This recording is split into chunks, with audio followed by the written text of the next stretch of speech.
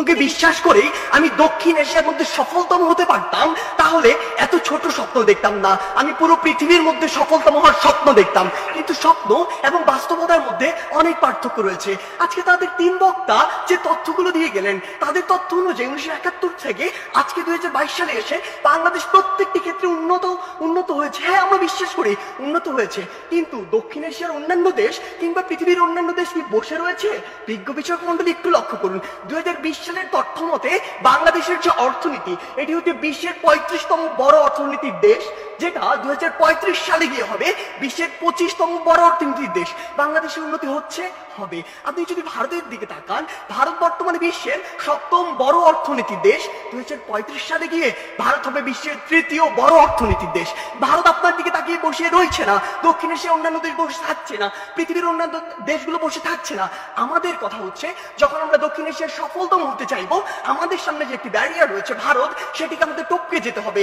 কেন আমরা যেতে পারবো না, কোথায় কোথায় সে বাধাগুলো রয়েছে, সেগুলো নিয়ে আজকে আমরা কথা বলবো। তারা আজকে বললেন আমরা আন্তর্জাতিক অনেক স্বীকৃতি পেয়েছি। হ্যাঁ, আমরা অসংখ্য স্বীকৃতি পেয়েছি, কিন্তু আপনি এটি কেন বলছেন না যে ট্রান্সপারেন্সি ইন্টারন্যাশনাল 2021 সালে বলেছে দক্ষিণ এশিয়ার সবচেয়ে দুর্নীতিগ্রস্ত দেশ বাংলাদেশ। তারা বলেছে অন্তত আফগানিস্তানের পিছনে বাংলাদেশ রয়েছে, নেপাল, ভুটান, এদের চেয়েও বাংলাদেশ বেশি দুর্নীতিগ্রস্ত দেশ। আপনি কেন এটি বলছেন না? বিগত 15 বছর ধরে আপনার দেশ থেকে যে পরিমাণ অর্থ পাচার হয়েছে, তা দিয়ে আপনার দেশে 2 বছরের বাজেট দেওয়া যেত। আমাদের সমস্যাগুলো এই জায়গায়। আপনি শিক্ষা নিয়ে কথা বলছেন, বাংলাদেশের শিক্ষা খাত যদি লক্ষ্য করুন, পৃথিবীর কোনো মধ্যম আয়ের দেশ, স্বল্প উন্নত দেশ কিংবা উন্নত দেশে জিডিপির মাত্র 2% শিক্ষা খাতে বরাদ্দ দেওয়া হয় না, বাংলাদেশে মাত্র 2% দেওয়া হয়। শুনে অবাক হবেন, এই 2%-এর অধিকাংশ চলে যায় আমাদের ওই শিক্ষক, কর্মকর্তা, কর্মচারীদের বেতন দিতে। আপনি যদি লক্ষ্য করুন যে আজকে কেন ভারত আপনার চেয়ে এগিয়ে থাকবে, আজকে এই পজিশন দাঁড়িয়ে পৃথিবীর যত মাল্টিন্যাশনাল কোম্পানি রয়েছে, তাদের যদি একটি তালিকা করেন, সেরা 10টির অন্তত 9টি পাবেন যেখানে ভারতের যারা রয়েছে তারা সিইও, কিন্তু বাংলাদেশের একটিও পাননি, আগামী 10 বছরও পাবেন না। এই ক্ষেত্রে গুরুত্বপূর্ণ কিছু কথা রয়েছে যেগুলো আপনারা উপেক্ষা করে যাচ্ছেন। আপনারা কিভাবে ভারতের সাথে তুলনা করেন? একটু আগে একটি হাস্যকর কথা বলে গিয়েছেন যে ভারতে নাকি 0.2 মিলিয়ন, অর্থাৎ মাত্র 2 লক্ষ মানুষ বিদ্যুতের সুবিধার কাছাকাছি যেতে পারেনি। আপনি একবার চিন্তা করেছেন ভারতের জনসংখ্যা কত?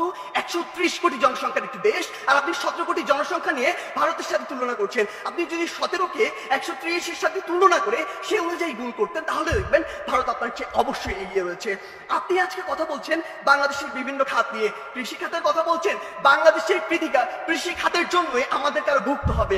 বাংলাদেশের কৃষি খাতে আপনি এই জরিপে আর আপনার এই পরিসংখ্যানে যা দেখাচ্ছেন, কৃষকের কাছে যান সেটি দেখতে পাবেন না। কৃষক আজকে তার ধানে আগুন পর্যন্ত লাগিয়ে দেয়। আজকে কি হয়েছে? আজকে হয়েছে যে পুরো বাংলাদেশের যে হাসপাতালের যে সিস্টেম, স্বাস্থ্য খাত, এটি 8 থেকে 10টি কোম্পানির হাতে, মানুষের হাতে জিম্মি রয়েছে। এটি থেকে বের হয়ে আসতে হবে। আজকে আমাদের ঢাকা শহর কেন্দ্রিক সবকিছু সেন্ট্রালাইজড হয়ে গিয়েছে, এখান থেকে ডিসেন্ট্রালাইজ করতে হবে। ঢাকা শহর পৃথিবীর বসবাসের অনুপযোগী শহরদের মধ্যে অন্যতম। এই অন্যতম হওয়ার যে কারণটি, এই অন্যতম কারণটি হচ্ছে এটি। আমাদেরকে এই জায়গাগুলোতে কাজ করতে হবে। আপনি ডেল্টা প্লেনের কথা বলছেন, আপনি প্যারিস চুক্তির কথা বলছেন। এই প্যারিস চুক্তি থেকে যেমনটি ট্রাম্প করেছিল, যখন ইচ্ছা তাদের স্বার্থ থাকবে না, বের হয়ে যাবে। আপনাকে আপনাদের নিজের স্বার্থ দেখতে হবে। আপনি দেখবেন ওই কার্টাগোনা প্রোটোকল চালু হয়েছিল ঠিকই, যুক্তরাষ্ট্র মনে করেছে যে পরিমাণ কার্বন নিঃসরণের লিমিট দেওয়া হয়েছে সেটা তার পক্ষে মানা সম্ভব না, সে বের হয়ে গিয়েছে। তারা সেইটুকুই লক্ষ্য করবে। তাই মাননীয় বিচারক মন্ডলী, আমরা বিশ্বাস করি বাংলাদেশ অবশ্যই সফলতম একদিন রাষ্ট্র হবে, সেটি আমরা স্বপ্ন দেখি, কিন্তু 21শ শতাব্দীর মধ্যে এটি সম্ভব নয়। যখন আমাদের সামনে ভারত রয়েছে, সম্ভব হবে যদি আমরা যে সীমাবদ্ধ ক্ষেত্রগুলো দেখেছি সেগুলোতে কাজ করতে পারি। আমরা প্রত্যাশা করি কোনো একদিন আমাদের প্রজন্ম বাংলাদেশকে সফলতম রাষ্ট্র হিসেবে দেখবে। ধন্যবাদ বিজ্ঞ বিচারক মন্ডলী।